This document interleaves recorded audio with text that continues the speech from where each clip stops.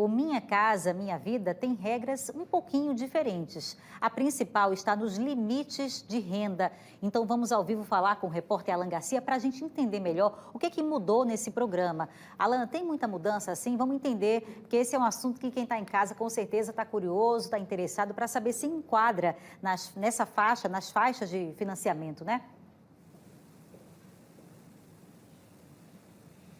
Beatriz, vamos falar sobre as mudanças, mas também vamos dar dicas de ter cuidado na hora de fechar o contrato. Uma das principais mudanças está aí o valor do imóvel, pode chegar até R$350 mil. Para a gente entender melhor essas mudanças, o que acontece a partir de agora, nós estamos com o Antony Fernandes, que é advogado especialista no direito imobiliário. Antony, boa noite. Falei aqui, o valor chega até 350 mil. Mas de que maneira podemos utilizar esse valor? Existem também os blocos, né? As diferenças, a etapa 1, 2, 3. Como é que vai funcionar a partir de agora? Boa noite para o senhor. Boa noite, Alan. Boa noite, Beatriz. Boa noite a todos. Realmente, o valor foi um ponto principal aliado à taxa de juros. Mas, para isso, é necessário averiguarmos, e aqui o mutuário tem que ver em qual faixa ele vai se enquadrar. Porque o programa Minha Casa Minha Vida, ele vai da faixa 1 à faixa 4. Então, se ele pertence à faixa 1, ele vai ter maiores benesses, ou seja, ele vai ter uma taxa de juros no patamar de 4%, ele vai ter um subsídio governamental de até 55%. E, para isso, ele vai ter que procurar a prefeitura do seu município e se inscrever no sistema, no cadastro único dos mutuários, para que lá, tão logo saia o empreendimento ligado ao programa Minha Casa Minha Vida, faixa 1, ele se habilite. E, para isso, seguindo também aquele município as regras do Ministério das Cidades. Também continua ou mudou a regra que a gente pode utilizar para comprar um imóvel? Esse imóvel ele permanece sendo novo, 0 quilômetro, digamos assim, ou a gente já pode entrar no financiamento de um imóvel usado? Sim, o programa Minha Casa Minha Vida e toda essa sistemática, nessa nova sistemática do Minha Casa Minha Vida, ele é ligado e voltado para novas habitações. A não ser que uma habitação que tenha sido linkada ao programa, ela tenha, a pessoa, o mutuário tenha perdido o seu imóvel por alguma inadimplência e este imóvel ele retorna ao sistema. Então, talvez nesse segmento ele abarque também este imóvel especificamente. Mas sempre o programa ele voltou para imóveis novos. Tanto é que ele é financiado na faixa 1 até a faixa 4. E a taxa de juros variando de 4% até 8%. E esses 8%, de 6% a 8%, geralmente entre a faixa 3 e 4 do sistema. E aí a pessoa tem a possibilidade de encontrar um imóvel, fazer esse financiamento fora das linhas gerais. Porque se ele for adentrar nas linhas gerais, ele tem um financiamento com uma taxa de juros elevada, hoje na casa de 2 dígitos, considerando que quem regulamenta a questão da taxa de juros no sistema financeiro habitacional é a taxa Selic. Uma vez que ela encontra-se alta nesse momento, claro, reflete nos financiamentos fora do programa Minha Casa Minha Vida. E aí, falando sobre esses juros, Antony, na hora da gente fechar o contrato, quais são as principais dicas? O que a gente deve ficar atento antes de assinar o documento?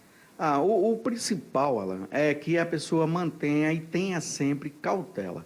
Analise o imóvel que atenda às suas necessidades, verifique o valor global daquele imóvel, analise se aquele valor cabe dentro do orçamento familiar dos seus entes, para que não venha a se perder no meio do caminho. Como assim?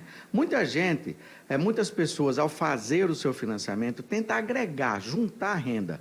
Então, ele pega a renda do esposo com a esposa, de um filho, e isso, na hora de compor essa renda, pode até parecer vantajoso. Mas tem que se lembrar o seguinte: um desses familiares pode perder a renda, ou ele mesmo, uma renda que ele juntou, ele pode perder por ela ser variável. E aí aquela prestação não vai baixar. Então, ele pode criar um problema para ele no futuro. Então, primeiro analisa, tenha calma, veja o contrato, procura uma pessoa de confiança para analisar juntamente aquele contrato e coloca na ponta do lápis o quanto vai impactar no orçamento mensal da sua família, para só então assinar esse contrato. Lembrando que um contrato de financiamento habitacional, seja ligado ao Minha Casa Minha Vida ou em linhas gerais, ele é de no mínimo 30 a 35 anos. Então, um longo período, muita coisa pode acontecer nesse caminho.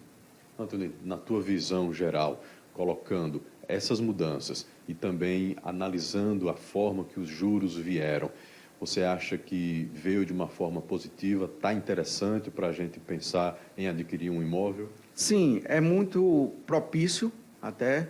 Foi magnífica essa entrada, essa nova sistemática do Minha Casa Minha Vida, porque ele tende a reaquecer mesmo o mercado imobiliário. Então, com isso, tende a mais pessoas, a mais famílias adentrarem e conquistarem o sonho da casa própria. Porque a gente sabe que o brasileiro, o maior sonho dele é ter a sua casa própria, por uma questão de segurança, não só individual, como familiar. É o abrigo, não é um anseio daquelas pessoas que trabalham durante o dia e chegam no celular e descansam.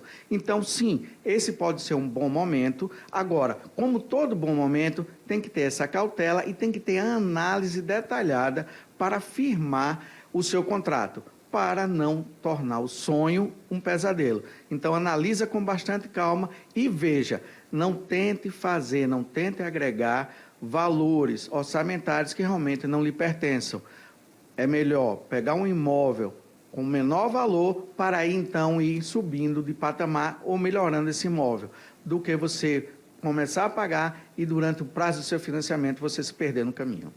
Essa última dica do Antony, Beatriz, é interessante, porque eu acho que muita gente já passou por essa experiência. Chega para comprar um carro, ou até mesmo um imóvel, enfim, algum bem de um valor, né, considerável, e a pessoa que está ali vendendo, ou o corretor, diz, olha, rapaz, essa tua renda não dá para a gente fazer o financiamento. Tem como a gente colocar aqui mais uns 5 mil?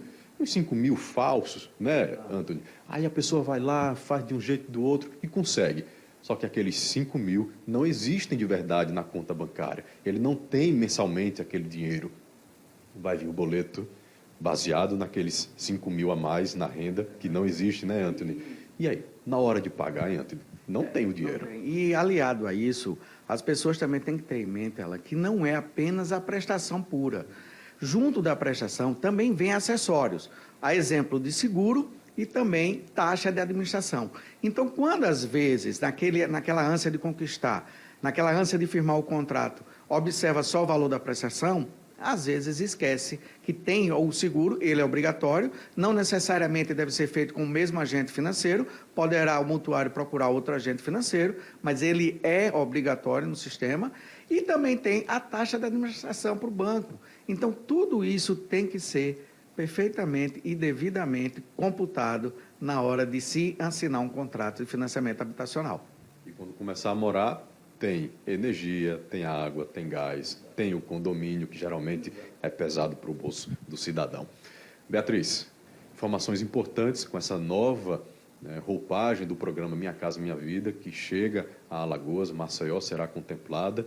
Importante para o mercado imobiliário, mas, acima de tudo, cautela na hora de assinar o contrato, para depois não ficar aí se perdendo no meio do caminho.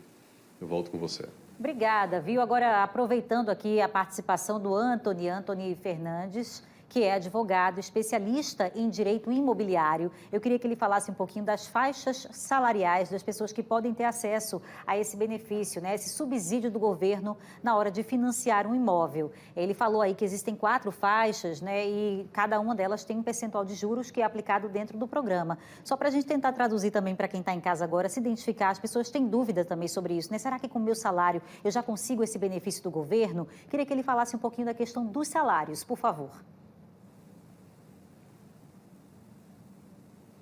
Antônio, a Beatriz fez a seguinte pergunta. Ela quer que a gente traga com mais detalhes essa questão da faixa 1, 2, 3 e 4. Sim.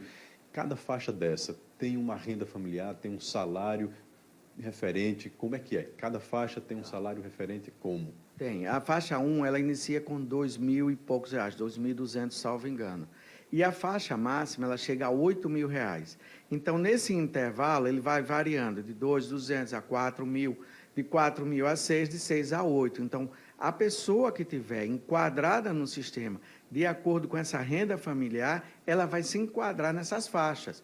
É por isso que é importante, na hora de se fazer o financiamento, se o seu orçamento for de 2.200, você vai estar ligado na faixa 1.